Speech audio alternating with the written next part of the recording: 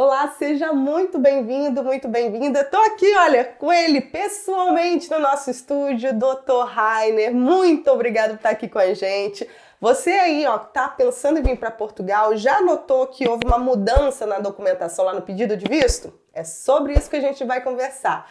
Dr. Rainer, seja muito bem-vindo. Obrigado por estar aqui com a gente. Olha, eu que agradeço a oportunidade, riquíssima oportunidade, né? Dessa vez presencialmente aqui. Muito obrigado, né, por sempre estar convidando e muito obrigado vocês, né, a audiência, muito obrigado aí por acompanhar o nosso trabalho, viu? A gente que agradece sempre. Olha, Dr. Rainer, fiz uma lista aqui de perguntas porque eu vi que mudaram coisas lá no site da VFS para documentação. É sobre isso que a gente quer conversar hoje, entender sobre essa situação. Queria saber os seus processos, e eu já vi que são muitos, o doutor aqui já me mostrou uma planilha ali, que são muitos processos que estão rolando, que já foram aprovados. Quero saber na prática, como estão acontecendo aí os pedidos de visto. Ótimo. Então vamos lá, pessoal. Eu queria aqui só ressaltar uma coisinha. Vou trazer aqui algumas informações. Dessa vez eu fiz questão de imprimir a legislação para mostrar por que muda tanto, né? Às vezes as pessoas me perguntam, mas estava de um jeito, depois está de outro, checklist, critério objetivo, subjetivo, o que é isso? Então hoje eu trouxe certinho. A gente tem passado por várias alterações, várias mudanças, sim, desde a época que o visto de procura de trabalho, o visto de nome digital, né, esses vistos novos, eles começaram ali, a VFS começou a aceitar esses pedidos, né, e os consulados também, as jurisdições que permitem que se faça diretamente pelos consulados. Então a gente trouxe aqui essas alterações e vou explicar um pouquinho na prática como que isso funciona. O que é pedido, por que é pedido e o que talvez eles vão pedir. Tá? Então vai ser isso aqui que a gente vai trazer hoje. Então vamos começar aí com essas alterações, né? O que de fato mudou ali? É algo específico para a comunidade de língua portuguesa, no caso os brasileiros, angolanos, moçambicanos, ou é algo para todas as pessoas? Sim, olha, a nossa última alteração, hoje a gente vai falar mais especificamente sobre um artigo, tá, do Decreto Regulamentar 001 de 2024. Ele vem alterar um outro decreto regulamentar, o 84 de 2007, e esse decreto regulamentar, né, ele vem sofrendo algumas alterações ao longo do tempo. Esta foi a mais recente, e esses decretos regulamentares eles vão explicar ali o que é a Lei de Estrangeiros, a Lei 23 de 2007, quando ela traz sobre vistos, como que funciona isso na prática, né? Então a gente vai tentar aqui esmiuçar desse artigo 12, o que foi alterado. Tiveram alterações para todos os vistos, mas essa que a gente vai trazer aqui é específica para nacionais da CPLP. Perfeito. Então é uma mudança, mas que são várias coisas que foram afetadas aí, né? Exatamente. Vamos lá. Qual a primeira delas que o senhor acha importante trazer aqui para o nosso público? Vamos lá. Olha, dos mais de 800 pedidos de visto que nós fizemos até então, desde de novembro do ano retrasado até o presente momento, nós passamos ali por praxes administrativas tomadas pelas autoridades que nos forçaram a entender cada vez mais, de forma mais aprofundada, o que é isso. Porque no começo, às vezes, falavam uma coisa, mas nem eles sabiam o que estavam falando. Hoje, isso já está um pouquinho mais pacificado. E eu trouxe aqui, de uma certa dinâmica, tá? Bem rapidinho, o que a lei dizia antes desse decreto regulamentar e como que ela está hoje, o que trouxe, tá? Então, a gente vai começar aqui pelo artigo 12 desse decreto regulamentar. O número 1, ele fala o seguinte, documentos a apresentar, ou seja, documentos que a pessoa apresenta no momento de solicitar o visto, tá? Então começa assim, sem prejuízo dos documentos específicos exigíveis para cada tipo de visto, os pedidos são instruídos com os seguintes documentos. Então não importa qual a tipologia do visto, sempre vai ter que ter isso. Então aqui ele fala de 2 fotografias iguais, tipo passe, etc. E o texto antigo, ele falava que isso tinha que ser de forma física. A foto tinha que ser, sabe aquela fotinha que a gente tira? É estilo passe, é estilo 3x4? É em pé, deitada na hora de colar o formulário? Essa é uma pergunta aí, master. Todo mundo faz sempre essas mesmas perguntas. Então, já aproveitando de responder, a foto pode colar em pé mesmo e pode ser 3x4. Aqui em Portugal usa-se estilo passe, né? É mais comum, mas pode ser 3x4, não tem problema nenhum. Mesmo que esteja escrito estilo passe aí no passaporte, tá? No checklist. E aí, o texto integral falava que ela tinha que ser física. Agora, com a alteração, mudou. Fala o seguinte, 2 fotos iguais, tipo passe, ou imagem facial recolhida digitalmente, consoante ao caso. A cores, fundo liso, ele vai falar mais um pouquinho. Por que é interessante falar isso? A AIMA, por intermédio agora deste decreto regulamentar, ela tem que desmaterializar os pedidos de autorização de residência, né? E isso começa lá no pedido do visto. Então, até antes desse decreto, na verdade, eles já estavam aplicando isso e eles tiveram que fazer o quê? Legitimar. Legitimar por intermédio agora, né, desse diploma agora é legítimo. O que eles faziam antes? Por exemplo, a foto do requerente, quando ele pediu o visto, estava errado. Tirou sorrindo, até brinca se eles falam. Não pode estar rindo, tem que estar triste, né? Tem que estar sério. Rindo muito, com a blusa muito colorida, uma foto que não está numa nitidez legal. Pela legislação, na letra, ipsis literis da lei, você teria que mandar de novo, por correio, outra foto. Aí eles não precisa. Paga uma taxinha aqui, digitaliza e me manda. Pronto. É isso. Agora eles legitimaram. Então essa é uma alteração. Talvez até acontecer no processo de quem está nos assistindo, ou pode acontecer no seu processo no futuro. Já vou aqui, ó. Aconteceu no meu. Me pediram uma nova foto por conta do meu cabelo e eles queriam ver as orelhas. Então, tive que prender o cabelo pra mostrar orelhas, sem brinco, sem nada, sem óculos, sem boné, sem chapéu, sem nada. Tem que estar ali no fundo branco, né? Toda uma situação. Então, fica atento aí. Então, agora eles já pedem, já pode enviar. Ao invés de enviar de novo pelo correio, envia digitalizado. Eles já estavam adotando antes mesmo do decreto, agora deixou bem, assim, certinho. Mais fácil e rápido, né? Claro, né? Século XXI. Agora, a gente tem um detalhe vou dizer assim, mais relevante ainda do que isso. Óbvio que é bom acelerar. Mas isso significa, da forma como está aqui, talvez para o seu pedido de autorização de residência, aquele momento que a gente tem que ir lá na marca, colher o fingerprint, tirar a foto, isso pode ser agora também desmaterializado. Talvez eles podem aproveitar, porque é isso que o texto aqui nos deixa entender. Aproveitar talvez a foto que você apresentou no pedido do visto, ou ainda, vamos criar um aplicativo que você tire sua própria foto, porque a ideia é essa, fazer parecido com aquela ferramenta que hoje a gente tem no portal da AIMA, né? Provavelmente tudo vai ser por ali hoje para reagrupar, porque você manda tudo digital, depois você vai lá só entregar os originais e colher a biometria. Talvez não vai colher só a biometria, porque a foto já tem. Tá. É bom, né? Começa aí a dar o sistema digital veio para ajudar também. Então, boa. Mais alguma coisa sobre esses documentos? Sim. Esse aqui foi a letra A. A letra B fala o seguinte: passaporte ou documento de viagem válido, que não teve nenhuma alteração.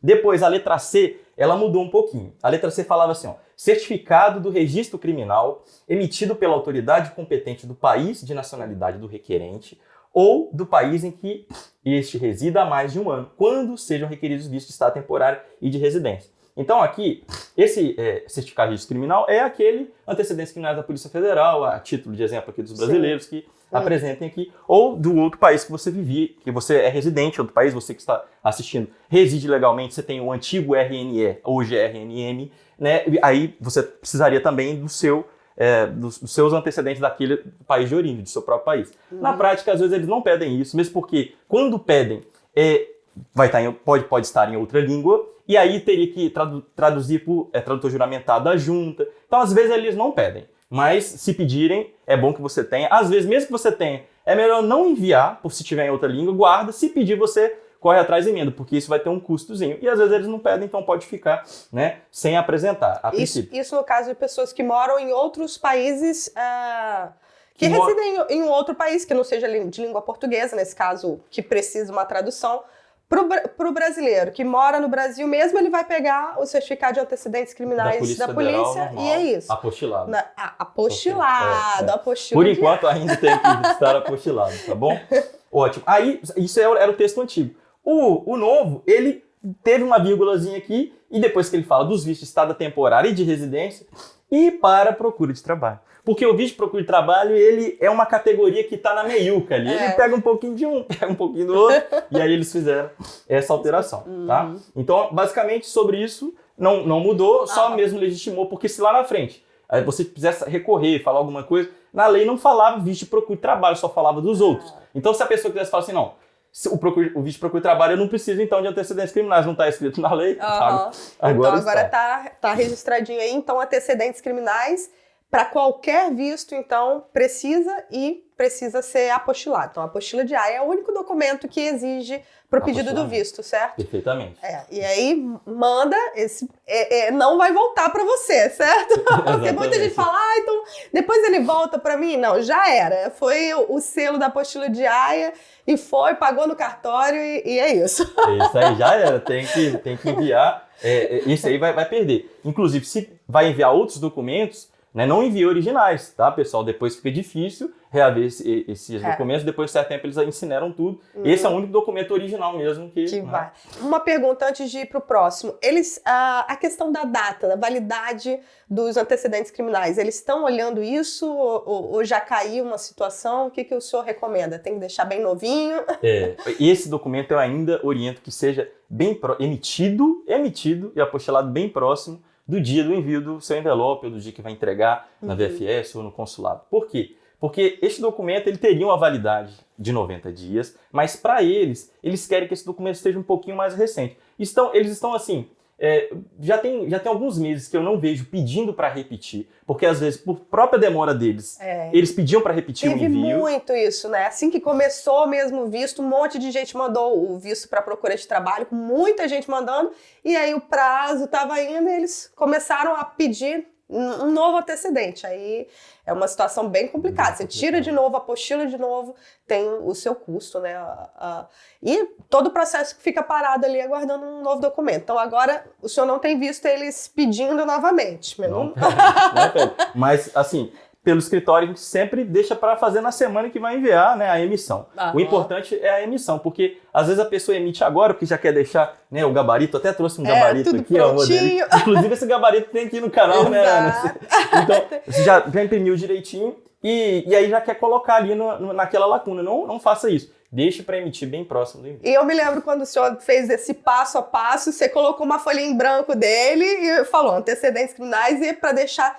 Depois que você tiver ali toda a documentação com tudo direitinho, vai lá, emite online, rapidinho, sai ali o documento, aí sim, você tem que ir no cartório, botar o selinho e colocar o documento original para ir no seu processo. Vou deixar o gabarito, inclusive, aqui na descrição do vídeo, com todo o passo a passo ali que o Dr. Heine montou pra gente, pros nossos seguidores, que fazem toda a diferença, né? Eu falo muitas vezes aqui do orgulho que eu tenho desse vídeo do passo a passo do visto para procura de trabalho, porque são comentários diários aqui de gente elogiando, falando que, olha, chegou o visto, então isso não tem preço. Então, meu muito obrigada aqui novamente. E agora sim, vamos seguir. Qual o próximo documento? Bom, então, depois desse, a gente teve aqui a letra D, ela foi revogada. Olha o que ela falava, olha. Requerimento para consulta do registro criminal português pelo CEF. Foi revogado porque tá escrito CEF? Não, ela foi revogada tudo, não foi alterada, só para trocar o nome de CEF para AIMA. Por que ela foi revogada, né? Como que funciona isso? E que documento é esse?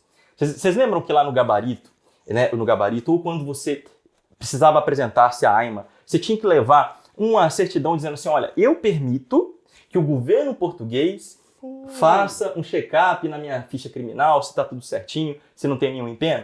Esse documento hoje você não precisa mais assinar. Já tudo ali implícito, eles vão fazer essa checagem normal. Você não precisa, então, fazer esse documento novo. No meu checklist ainda eu oriento que você continue enviando isso, tá? Por enquanto, já que o checklist ainda não alterou, vou falar sobre essas alterações do checklist, tá? Mas hoje, o que está disponível é o que você vai usar para pedir o seu visto, quer seja ele visto de procura de trabalho, puro, se você não é nacional CPLP, visto de procura de trabalho nacional CPLP ou visto CPLP, a gente vai explicar depois a diferença dessa, continue enviando. Agora, a diferença é que hoje a AIMA, quando você vai, eles não estão te pedindo mais esse documento.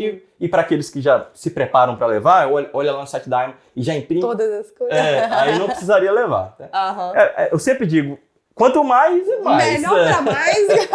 Mas a lei fala que... Até que todos eles estejam ali cientes que aquilo ali saiu e tudo mais, leva um tempo, leva um processo. Eu também sou daquelas que tá ali, então vou levar tudo.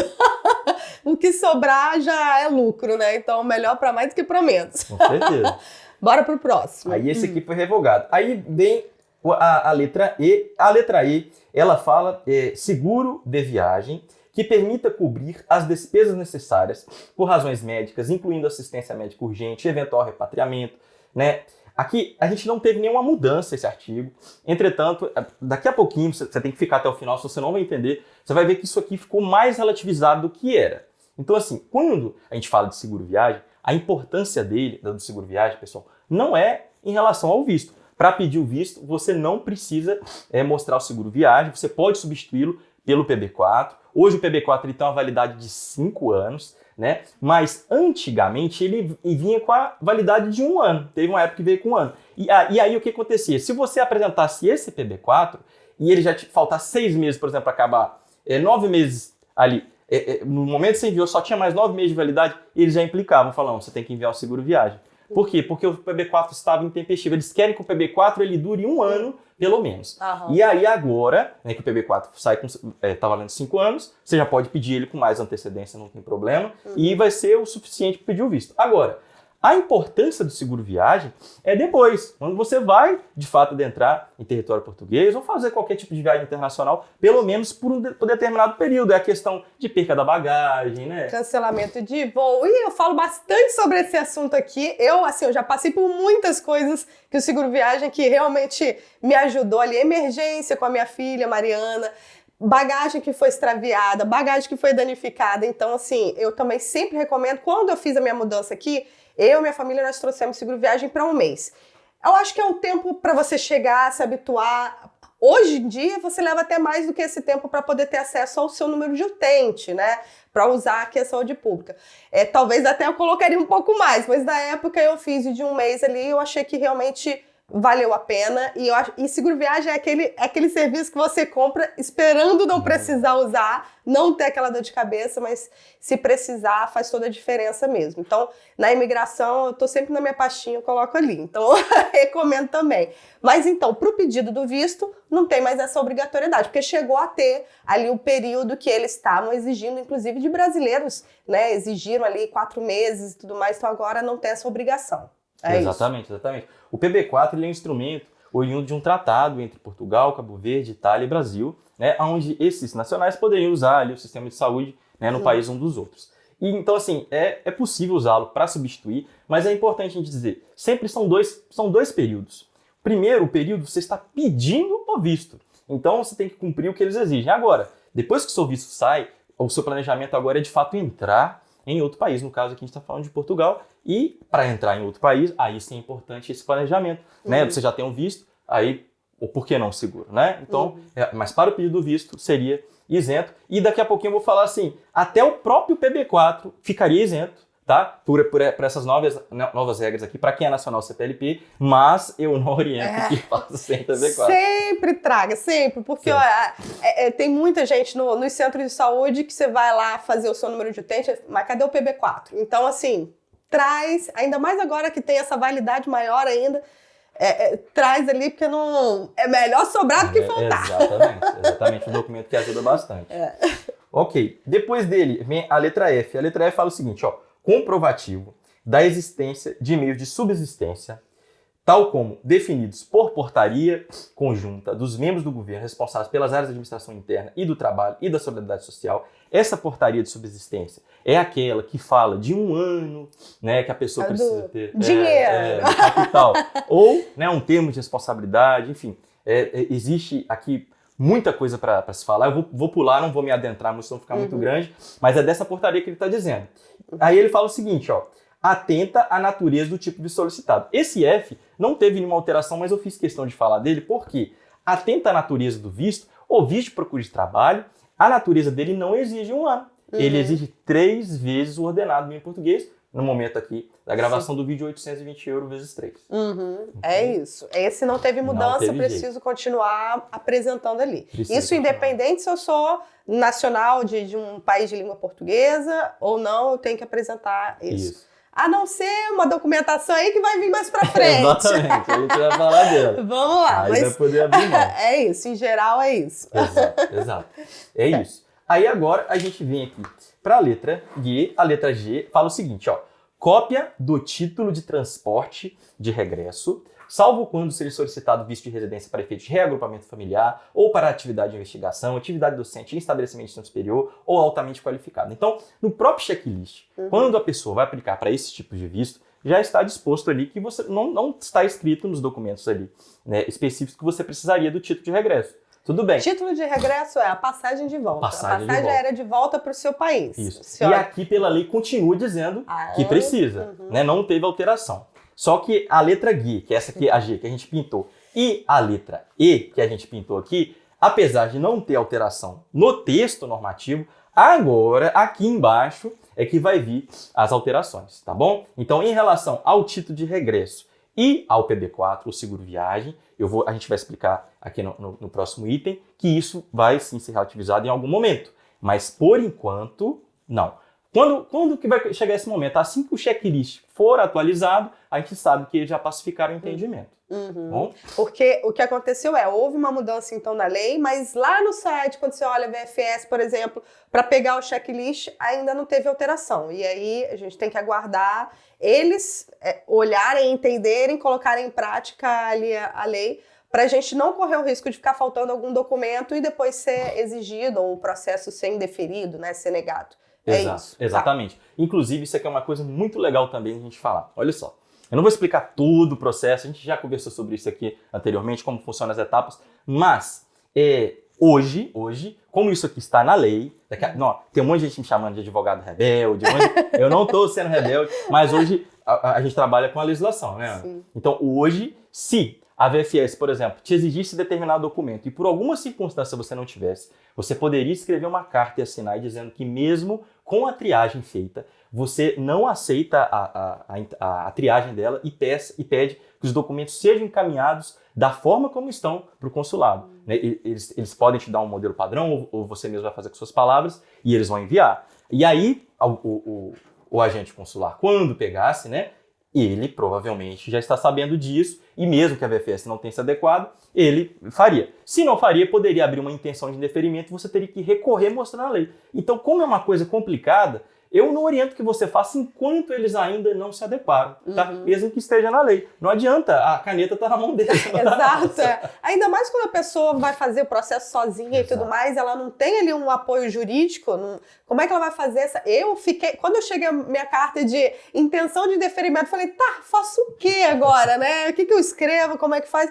No meu caso foi simples, a gente conseguiu ajustar a documentação que eles estavam exigindo e comprovar que o que eu queria era estudar, tanto é que me formei aí, ó, fiz aqui, cumpri com a minha jornada. Agora, essa situação, quem faz sozinho e que não sabe qual é o caminho, sempre vai pelo recheio todo. O que é que precisa? Vamos mandar tudo, tentar minimizar aí os riscos para ter um indeferimento, né? Porque senão você corre o risco de perder o processo, aí fica um tempo sem fazer, aí depois é muito complicado. É dinheiro e é tempo que está indo embora, assim. Então, recheia bem essa documentação aí e manda tudo. Exatamente, fazer do jeito que eles estão pedindo. Pronto, aí em relação aqui o número 1, tá, do artigo 12, a gente acabou aqui com a sopa de letrinhas. A gente vai pular o artigo 2, o número 2 do artigo 12 e vai para o número 3. Olha que interessante o que o número 3 fala, e isso é o que trocou, isso que mudou na lei, que ainda não está na prática sendo ali aplicado, mas está prestes a ser, a gente acredita aqui, né? É o seguinte, aos requerentes de visto mencionados no artigo 52A, aqui são os cidadãos da CPLP, né?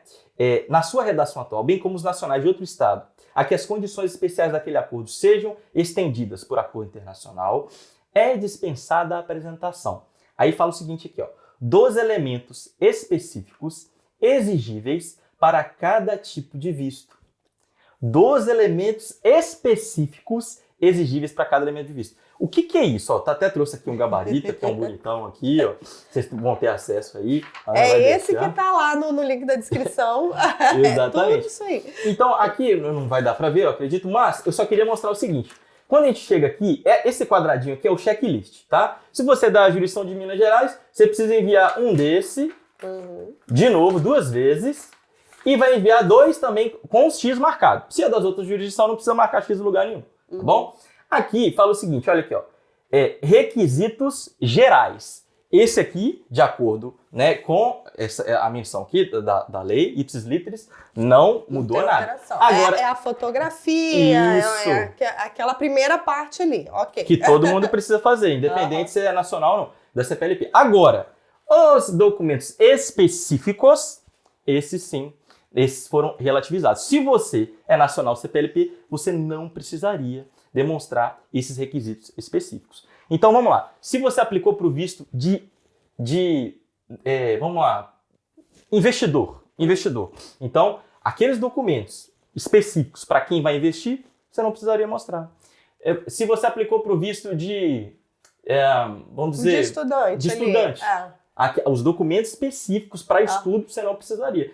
Porém, a VFS hoje, tudo bem, você não precisa, mas tem que mostrar um lastro comprobatório mínimo. Por que isso? Porque às vezes isso engessava muito. Você precisa de uma carta aceite, você precisa disso, você precisa já estar matriculado. Pronto. E se o visto não for aprovado? Já me matriculei, já gastei. Então isso foi um pouquinho para relativizar, facilitar, tá? E aí nesse caso você teria que usar o checklist CPLP, checklist do visto CPLP. Você teria que usar aquele checklist e nos seus documentos complementares, né, que a gente explica isso também quando a gente fala do gabarito de procura de trabalho, depois você dá uma olhadinha, lá você colocaria isso e no momento que você estivesse preenchendo a sua ficha, né, o seu formulário, você teria que falar qual é o motivo do seu deslocamento. Então, assim, para que isso não fique muito embolado, muito difícil e que você não tenha problemas, eu não oriento que você faça visto CPLP puro. Não, a minha orientação aqui no escritório, mais de 800 pedidos, a gente não faz CPLP puro. A gente sempre faz da tipologia do visto mesmo. Por exemplo, eu quero fazer D7, cumpre o que está escrito ali. Mesmo que a lei fala que você não precisaria. Por quê? Esses outros elementos que ficariam abertos, então eles ficam à subjetividade. Porque tudo bem, mas eu não entendo. Não ficou claro. Já chegou uma intenção de indeferimento. Esse cliente, na verdade, não é um cliente. Ele veio com essa dúvida e falou, olha, infelizmente, eu não vou conseguir te atender, porque a minha agenda às vezes está bem apertadinha, a época que chegou. Né? Ele aplicou, ele é um cliente que vivia no continente africano, ele falava até em francês, a situação dele, mas deu para entender mais ou menos, eu dei uma orientação mais ou menos. Olha só, o problema é que você não conseguiu demonstrar, por que você está vindo a Portugal, você não mostrou as provas, porque ele fez exatamente assim. Como não tem no checklist específico, fica... Então não é legal fazer dessa forma, tá bom? O legal é você escolher o checklist específico da sua tipologia. Se é visto de procura de trabalho, é visto de procura de trabalho nacionais CPLP, esse sim. Agora, se é um outro tipo, não escolha visto CPLP. Escolha ali a tipologia do seu visto, pelo menos enquanto isso aqui não está na prática, tá? Então, em relação à letra A aqui do número 3, né, que traz que quem é nacional estaria dispensado dessa parte, é bom a gente olhar assim com bastante cautela. E ainda, aqui, vai chover uma olhada, depois que eu vou falar aqui embaixo, mas, por exemplo, o título de regresso, a passagem, também estaria isenta. No próprio visto de procura de trabalho, esses são os documentos específicos, por exemplo. Estaria isenta, você não precisaria de título de regresso. E na letra E é sobre o seguro viagem. Tá? Então, aqui, até mesmo o PB4 ficaria, você não seria preciso para pedir o visto. Isso independentemente de termo de responsabilidade. Agora, a próxima letra é que vem falar do termo de responsabilidade. Aí ela fala o seguinte, a letra C, dos elementos previstos na linha F, que é falando, então, da sua subsistência, né, que está na linha F, no número 1, desde que apresente o termo de responsabilidade. Então, você estaria isento, até mesmo de apresentar recursos financeiros, desde que você tenha o termo de responsabilidade. Isso não muda muita coisa, né, já era assim, só que não é só a carta, pessoal. Quando a gente pede, né, eu sempre brinco assim, alguém tem que provar. Se você não prova na sua conta, quem está te convidando deve provar na conta dele. Se possível, juntar contrato de trabalho, se emitir recibos verdes, entrar lá no e-fatura, pegar os últimos que fez, né? O IRS, assim, né? O imposto de renda que a pessoa fez aqui. Exatamente. Entendi. Então, vamos voltar um pouco aqui. Essa questão do visto para quem é CPLP ou visto, como eu falo de maneira geral, assim, né? No nome geral. Eu estou aqui no site agora da VFS. Existe ali um visto de residência ou estado da temporada CPLP. É esse que o senhor está falando, que não aconselha as pessoas fazerem exatamente esse. Exatamente. E eu não aconselho fazer não só porque existe essa confusão aqui na hora de aplicar. Né? Eles tentaram já aplicar um pouco disso, porque antes dessa alteração do regulamento, né, já tinha ali alguns dispositivos que permitiam que a pessoa, né, ela fosse isenta disso, ele vamos dizer assim, ratificou, deixou mais claro, né? Então já existia um pouco a possibilidade de fazer, mas não só por isso. Mas vocês lembram que o presidente recebeu, né, uma notificação da UE sobre a autorização de residência CPLP e o visto CPLP? Então, o visto CPLP, ele sai muito, né, das convenções. Então, assim, por exemplo, na Alemanha, na França, na Espanha, vão ter tipologias de visto que são parecidas com os vistos de Portugal. Entretanto, para aquele país específico. Né? Então, existe assim um padrão, você deve seguir. E o liame, assim, o cerne da questão é o seguinte: qual é o objetivo? E no visto CPLP, apesar de você só mencionar, as provas não estão elencadas exatamente como deve ser. Ou seja, isso virou o poder discricionário, ficou muito aberto. Então, se no futuro esse visto CPLP tiver algum problema, ou visto, isso pode ter alguma implicação. Imagine que você está no meio do processo. Diferentemente da autorização de residência CPLP. Essa não. Por quê? Essa aqui a gente já até falou anteriormente em alguns vídeos, né? Existe um regulamento da UE que permite, mas aí, enfim, não vou adentrar na situação, né? É meio complicado essa parte, principalmente por causa da praxe administrativa. A autorização de residência CPLP nem tanto. Agora, o visto CPLP, eu não oriento que faça por conta desses dois problemas. Primeiro, dificuldade contra a aplicabilidade, né, da tipologia do visto. E segundo, por conta desse processo estar aberto. Porque, na teoria, ele está ali falando, ele está exigindo menos documentos para quem é da comunidade de países de língua portuguesa, mas a prática chega lá e fala, tá, mas qual é o objetivo desse visto? Porque não está dizendo ali se você está indo estudar, se você está indo trabalhar, como é que é. E aí fica na mão de quem está com a sua documentação, aprovar ou não. Então, assim, é esperado que em algum momento isso vá facilitar, de fato, para os nacionais de língua portuguesa. Acredito que é o caminho que realmente recebam mais desse tipo de estrangeiro, né, de que venha dessa comunidade, mas nesse momento a aplicação ali ainda não é tão fácil de entender. Então, o senhor aconselha a fazer pelo caminho normal, olhar ali qual é o tipo de visto que você quer, é para procura de trabalho, e enviar toda a documentação baseada nesse pedido de visto. Exatamente, essa seria a melhor forma. Então, ainda assim, quando os checklists já estiverem, né, talvez adequados a essas alterações, o interessante é que você, né, espere, não faça antes da hora, apesar de eu estar mostrando a lei, espere. Aí você abre o checklist e vê ali o que mudou para você. Então, até mesmo antes de enviar, é bom olhar, deixa eu dar uma olhadinha na VFS, que eu preparei minha pasta, já tem uns 15 dias, deixa eu ver se já alterou, porque a gente está, né, na iminência disso acontecer. Exato. Nós vimos esse processo, nós acompanhamos bem, né, quando entrou ali o visto novo para procura de trabalho, o visto de nômade também. As mudanças ocorriam, assim, toda hora tinha uma atualização ali no site da VFS, saiu isso, entrou isso. E tudo. Então, se você não acompanha, você monta o seu processo achando que está tudo certo ali. Na hora que você enviar, pode ter acontecido alguma alteração. Então, tem que ficar de olho. E mesmo quando começarem aí na prática acontecer esses da CPLP, dá aquele tempo, assim, vamos ver os processos que estiverem saindo de fato, para ver quais serão os erros, quais serão os documentos que vão, né, solicitar ou não. É muito importante, assim, né, ter toda essa... ir olhando e vendo, peraí, vou fazer o meu por esse caminho, que é o mais fácil, o mais seguro, né, é o melhor, certo? Exatamente, é isso aí. Então, assim, resumindo, hoje a gente tem 3 checklists, tá? Para você que está nos assistindo aqui, tem o visto de procura de trabalho, estou falando dele porque é o que é mais procurado, para membro do CPLP. Tem o visto de procura de trabalho para todo mundo que não é membro do CPLP e tem o visto puro CPLP. Se você não é brasileiro ou não faz parte dos países, né, que integram a comunidade CPLP, um dos 9 países, você vai usar esse que não tem, né, entre parênteses ali, nacionais CPLP. Pronto. Se você é nacional CPLP para fazer visto de procura de trabalho, use este. E se você vai pedir um outro tipo de visto, peça, né, o da tipologia correta, D1, D2, D3, vai escolher ali o que encaixa a sua situação e tente cumprir exatamente o que está ali, né, no checklist, obviamente com aqueles documentos também complementares. Às vezes não tem muita coisa escrita ali, mas que é importante enviar também. Então vamos lá, o senhor falou sobre a questão da passagem de volta, mas na prática, os seus clientes você aconselha a continuar ali, ter a passagem de volta e tudo mais. Isso aí, vamos lá. No escritório hoje, a gente faz tão somente com uma reserva o pedido do visto. E aí, quando o visto chega, aí eu converso, né, com o cliente. Olha, ele, na verdade, já sabe disso, né? São 2 etapas. Primeiro, você está pedindo o visto. Você não sabe se ele vai ser aprovado, né? Então, a gente vai fazer da forma como eles orientam em relação ao visto de procura de trabalho. A orientação é que seja um título de regresso, né? Uma reserva desse título. Então, somente. Agora, no momento de passar a imigração, aí já muda um pouco a história. Por quê? O agente, no momento de aplicar a lei, ele pode sim solicitar várias das coisas que você mostrou lá, né, quando você pediu o visto. E aí, por isso que eu sempre falo que nesse momento é interessante, né, você procurar um agente de viagem para te auxiliar nessa situação. O visto, você já está com o visto na mão, pronto, agora eu vou viajar e eu tenho que cumprir. E o título de regresso, por enquanto, ele ainda, né, não saiu do checklist e a interpretação é de que, né, ele seria ainda necessário. Tem muita gente que acha que o visto chegou em casa, eu posso só chegar aqui, ó, ele aparecer, ainda mais quando você faz conexão em outros lugares, né? Porque você pode fazer uma imigração fora de Portugal, por exemplo. No meu caso, eu fiz na Espanha, eu fiz em Madrid.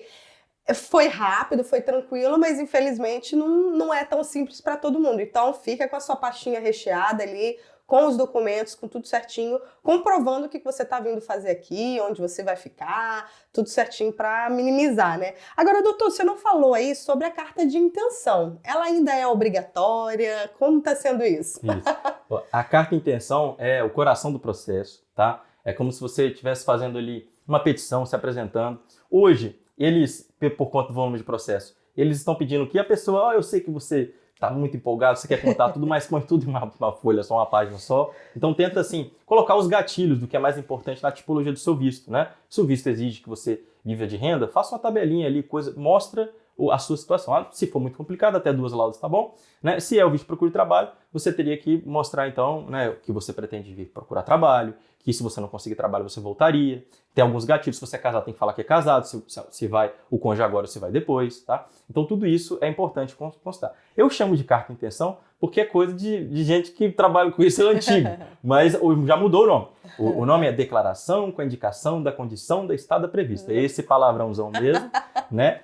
Mas é a carta de intenção, tá? Então no caso de visto de procura de trabalho, essa é a nomenclatura, mas esse documento sim, ele é importante, você precisa, né, explicar, senão fica muito desconecto. É nele que você fala, ó, conforme documentação anexa, você explicando, por exemplo, a origem dos valores, que esses são um dos motivos de indeferimento. Muita gente me procura e eu não consigo pegar o processo pelo meio do caminho, não consigo acertar o que a pessoa fez de errado, pode ter contradições. Então, assim, às vezes a gente pode até tentar, mas não tem como fazer milagre e eu não gosto de intervir se não vai ter como resolver. Então, o que acontece? Às vezes, a intenção de indeferimento fala o seguinte, olha, apresente um extrato que o dinheiro já esteja ali por pelo menos 3 meses.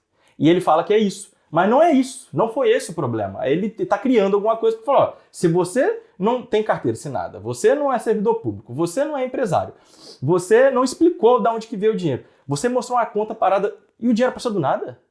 Porque você não falou quem te deu, se você falou quem te deu, você não mostrou os documentos quem te deu, né, quem transferiu, quem te emprestou. Então, assim, esse é o problema. Então, um dos motivos é esse, né? Então, a gente precisa sempre anelar. E a forma deles entenderem a sua história, né? Se eu colocar um monte de documento solto, não dá para entender, é por intermédio dessa declaração com a indicação da condição de estado prevista, no caso do visto de procura de trabalho. Então, vai lá, coloca tudo certinho. Em uma folha só eles estão pedindo, é isso? Isso, é bom tentar em uma folha. Resume tudo aí, mas coloca, como o senhor falou ali, os gatilhos, né? As palavras certas ali do que você está vindo fazer aqui, de como você espera que seja aqui, para ele entender o seu processo. Um resumo de toda a documentação que você mandou ali e que vai ajudar bastante. No meu caso, foi ali o que falou assim, então é isso aqui que ela quer, então ok. É muito importante, então manda aí. Agora, em relação a prazos, o que o senhor tem visto na prática? Tem sido rápido, tem demorado, tem dado muitos problemas, pedem nova documentação, como é que tá isso? Olha, é assim, vou dizer o que na prática a gente percebe, tá? Em alguns momentos do ano, atrasa-se um pouquinho mais, acabam pedindo coisas repetidas, a gente vê que eles estão querendo ganhar tempo, né, para dizer, não, seu processo está andando, manda isso aqui de novo, manda aquilo acolá. Né? Isso acontece às vezes. Né? Às vezes para ganhar tempo, a gente percebe que não consigo também bater o martelo que mas às vezes por isso, e outras vezes porque eles querem confirmar a autenticidade dos valores que estão na sua conta, no caso de visto de procura de trabalho mais especificamente. Né? Mas, por exemplo, no visto D7, é comum às vezes aqui, manda seu imposto de renda de novo, porque eles querem ver se não foi alterado, se você mandou falso, então eles dão uma comparada. Então é comum que eles peçam para repetir. Então, geralmente, o que eles pedem para repetir, mesmo que você tenha feito certinho? Estou desesperado, estão me pedindo de novo. Os extratos bancários atualizados, foto. A foto 3x4 às vezes pede para enviar novamente. A sua não tá legal, você envia mesmo? Não, agora tá. Então, assim, talvez é porque querem digitalizar, porque perderam, não sei. Uma dica legal é escrever o seu nome e o número do seu passaporte atrás da foto. É um excesso de zelo, mas se você quiser, você pode fazer. Então, assim, eu vejo que hoje esses pedidos de exigência, às vezes, é por conta disso. E eles acontecem às vezes. É uma coisa bem esporádica. Agora, em relação ao tempo de tramitação, isso aí já é um pouquinho mais complicado. Nós estamos aqui, no dia que estamos gravando esse vídeo, com um probleminha no consulado de Brasília. Então, o Consulado de Brasília, ele está ali com processos que extrapolaram o tempo, né? Já estão ali há muitos dias. Tem pessoas, não são clientes, mas que me relatam que estão há 120 dias aguardando esse instrumento. Tem cliente meu que agora que já deu 70, 75 dias, a gente já está diariamente enviando ofícios, enviando notificações, pedindo para ligar, porque é bom que o requerente que ligue, tá? Para dar uma forçada, às vezes, será que meu documento foi extraviado? Só para eles lembrarem de você. Por quê? Às vezes, pessoal, não é exatamente o que eles estão dizendo. Eu posso estar, né? Eu não sei nem se poderia falar, mas é o que aparenta, tá? Porque eu já tive circunstâncias que o cliente ele precisava muito, isso lá no comecinho, teve que ir presencialmente e ao chegar à VFS dizer, olha, tá dizendo que tá em análise, mas na pilha, existia uma pilha com uma data para enviar tal dia. Aí ela falou assim, o meu não tá nessa pilha não, né? Eu falei, não, o seu tá em análise. Assim que ela saiu, passou uns minutinhos, ela recebeu o e-mail que já estava sendo devolvido. Então assim, não sei, não tô aqui para julgar, Deus os livre o trabalho de ninguém, né? Mas a gente quer ver o lado, né, dos clientes, do imigrante, dos inscritos. Então assim, não se desespere, pode ser que em algum momento tenha ali uma sazonalidade de pedidos, é muito pedido por conta de estudo, por várias situações, e aí pode atrasar um pouquinho. Então a VFS de Brasília hoje é a mais lenta, tá? A mais lenta. A primeira, mais rápida, ali hoje a gente está empatado entre São Paulo e Rio de Janeiro. Teve uma época que Minas Gerais era o primeiro lugar. Então vamos dizer assim, vamos colocar Minas Gerais ainda à frente, mas depois é São Paulo e Rio de Janeiro ali empatado. Então essas três fica ali na meiuca entre 30 e 60 dias. Mas tinha uma época que em Minas Gerais era 20 dias estava muito rápido. Então a gente está aí com esse tempo. 30 a 60 dias, o visto para procura de trabalho? Aí que tá. Geral? Geral. Não importa muito a tipologia do visto. Não importa muito. A não ser o visto D2. O visto D2 para modalidade, não que você vai prestar serviço, mas que você está abrindo uma empresa, isso aí demora mais. Demora para fazer, né? Porque tem que abrir uma conta para o cliente, pessoa singular, pessoa coletiva. É uma paçoca de documento, né? Assim, tem que fazer. Então esse aí demora um pouco mais, né? É um visto que está até um pouco caindo em desuso hoje. Mesmo que a pessoa quer empreender, às vezes acaba aplicando de outra forma. De qualquer forma, seria esse o prazo médio, tá? Entre 30 e 60 dias essas três jurisdições. Depois a Bahia, ela está demorando um pouquinho mais, ali uma média de 60, 80 dias, e Brasília, isso aí também, uns 80, 90 dias, ela está demorando. Agora, eu não indico que você siga esses prazos. Trabalhe sempre, envie seus documentos, não que a gente procure trabalho, até 110 dias de antecedência eles não estão devolvendo, pode enviar, tá? A antecedência à sua viagem, então quando você vai enviar o seu envelope ou vai fazer o protocolo na VFS no consulado, até 110 dias antes da sua viagem. Se for diretamente no consulado, não, aí você tem que ver com ele o humor dele no dia. Agora você vai fazer na VFS, pode seguir isso que não tem problema. Até 110 dias. Mas o meu visto saiu com 30 dias, agora já posso a Portugal. Não pode. Você tem que ir na data que você escolheu. É você que escolhe a data. E aí o seu visto ele vai ter aquela validade de 120 dias, né? No caso do procura de trabalho, aqui é 120 dias, sendo prorrogado por mais 60 depois. E essa prorrogação, se tiver sob a égide de algum decreto que estendeu, isso é meio que automático, não faz sentido pedir, tá? Mas você teria então que aguardar aquela data. Se você entrar ou não entrar naquela data, o tempo do seu visto já começa a correr.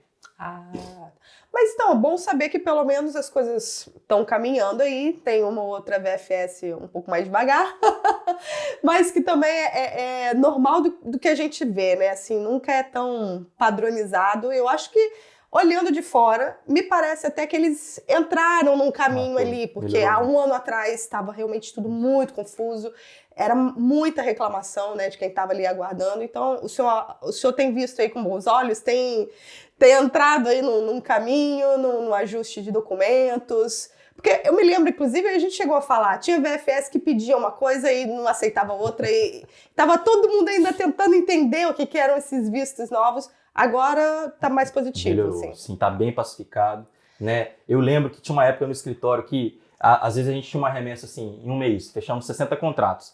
Aí, há 2 meses atrás, por exemplo, aí chegou a época que a gente vai enviar todo mundo junto, né? Enviamos ali 50, aí tá tramitando. Quando mudava o gabarito ou mudava o entendimento, voltava aquele tanto de exigência. Gente, já viu aquele meme que desiste, joga o papel tudo pra cima? Falou, mentira, eu tenho que pegar aqui de volta. Era tipo assim, era uma loucura. Mas melhorou muito. Hoje não tá assim, eles estão mais organizados, né? Os prazos estão a correr bem. Inclusive, esse prazo que eu tô falando aqui são prazos médios, pessoal. Tem processo que com 20 dias resolve. Às vezes é questão de levas, tá? Isso a gente percebe também. Você envia hoje, o seu coleguinha envia daqui a 30 dias e o outro coleguinha daqui a 60. Né? O que enviou daqui a 60, passa 30 dias dele recebe. Ou seja, o dele demorou 30 dias, o do seu outro coleguinha demorou 60 e o seu demorou 90. Aham. E tudo junto da mesma mesmo... jurisdição. Eles esperam juntar para poder devolver. Agora, para finalizar, o senhor falou sobre o termo de responsabilidade de quem está aqui. Esse teve alguma alteração?